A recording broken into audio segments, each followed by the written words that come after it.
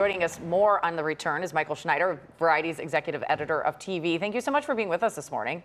Absolutely. Good morning. So I assume you, like the millions of people apparently on streaming services and ABC watch. So what's your initial reaction to the monologue? I think he really set out to do what he did and did a great job. And I think from now we sort of wait and we see what comes next. Do the station groups, like you mentioned, that didn't carry it last night, return the show, and what happens from here? But I think he basically nailed it. Yeah, one of the points that stood out to me was when he said, I don't expect to change people's minds. Yes. If you liked me before, you like me. If you didn't, you probably still don't. But do you think that what he had to say will help rebuild trust with people who were upset, or do you think this impacts his long-term fan base? I don't think it impacts his fan base. I think the people who were critics of Jimmy Kimmel will continue to be critics, and the people who love Jimmy Kimmel will continue to love him. I think his most important line probably was when he said, this isn't about a talk show. This is about the right to have a talk show, to say the things that he wants to say. And the chilling language that's coming from the White House, including that quote from President Trump, is a reminder that they are weaponizing the FCC, and there's some real concerns about the long-term health of free speech in this country. Well, he poked fun at that, and Brendan Carr, the head of the FCC, by bringing on Robert De Niro, a known, quote, mob boss. I think people could see the correlation there with some of that. What did you make of that and how that was handled? And also, as we were discussing, Nexstar Sinclair boycotting Jimmy Kimmel's return, this seems to be boiling down in some ways to money and different business exchanges. Do you think anything changes with those two companies?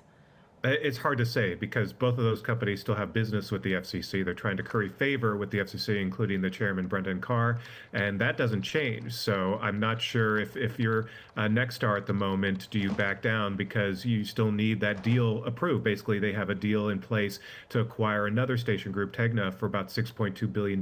They need the FCC's approval for that, and they need Brendan Carr on their side. So I'm not sure they budge on that.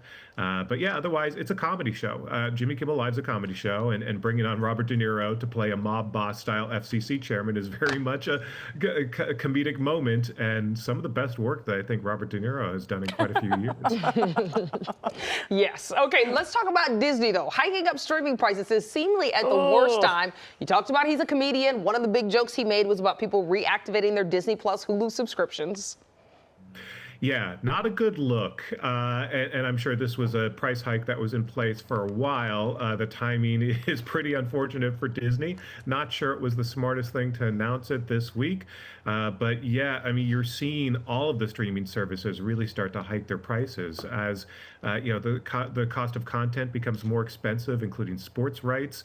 And so the promise of cheap streaming services has really gone by the wayside, and Disney is a part of that. What do you make of the president and some of the comments he's made even this morning about continuing to go after ABC?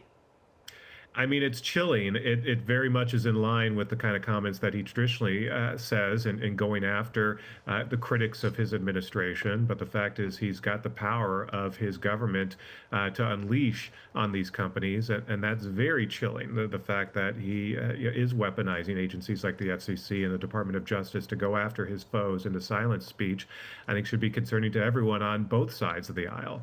As someone who's covered TV for a long time, Michael, what do you make of all of this? Well, we live in unprecedented times. This is uncharted territory. Hope that I would never see a moment where the government would use all of its power to go after speech and go after companies and try to silence its critics. That's where we are right now, and that's what this was all about this week. All right, Michael Schneider, thank you so much for being with us this morning. Thanks so much.